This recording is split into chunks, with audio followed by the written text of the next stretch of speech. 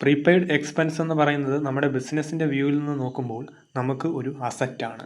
എക്സാമ്പിളായിട്ട് ഇവിടെ റെൻറ്റ് എന്ന് പറയുന്നത് 10,000 റുപ്പീസാണ്. നമ്മൾ എല്ലാ മാസവും റെൻ്റായിട്ട് നമ്മളൊരു 10,000 രൂപ അടയ്ക്കുന്നുണ്ട്.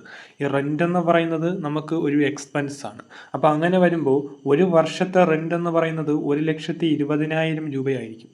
1,20,000 രൂപയായിരിക്കും ഒരു വർഷം നമ്മൾ റെൻറ്റിന് വേണ്ടി മാത്രം ചിലവാക്കുന്ന തുക. നമ്മൾ എന്ത് ചെയ്യുന്നു എന്ന് വെച്ചിട്ടുണ്ടെങ്കിൽ ഒരു 6 മാസത്തെ റെൻറ്റ്, അതായത് ഒരു 60,000 രൂപ നമ്മൾ എന്ത് ചെയ്യുന്നു, അഡ്വാൻസ് ആയിട്ട് അടയ്ക്കുന്നു.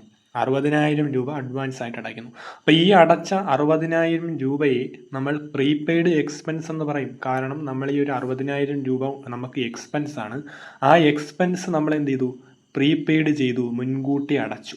അപ്പോൾ അങ്ങനെ വരുമ്പോൾ നമ്മുടെ ബിസിനസ്സിനെ സംബന്ധിച്ച് ഇതെന്ന് പറയുന്നത് ഒരു അസറ്റാണ്.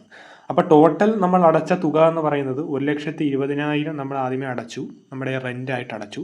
പിന്നീട് 60,000 രൂപ അഡ്വാൻസ്, അങ്ങനെ ടോട്ടൽ 1,80,000 രൂപ നമ്മൾ എന്ത് ചെയ്തു, റെൻറ്റിൻ്റെ ഒരു കേസിൽ നമ്മൾ ടോട്ടൽ പേ ചെയ്തിട്ടുണ്ട്. അപ്പോൾ നമ്മൾ പ്രോഫിറ്റ് ആൻഡ് ലോസ് അക്കൗണ്ട് എടുത്ത് നോക്കിയാൽ എക്സ്പെൻസ് സൈഡിൽ റെൻറ്റ് എന്ന് പറഞ്ഞിട്ട് നമ്മൾ ടോട്ടൽ അടച്ച തുക, അതായത് 1,80,000 നമ്മൾ എന്ത് ചെയ്യും, റെൻ്റ് എന്ന് പറഞ്ഞിട്ട് കാണിക്കും. പക്ഷേ ഈ ഒരു 1,80,000 രൂപ ഒരു വർഷത്തെ കണക്കല്ല.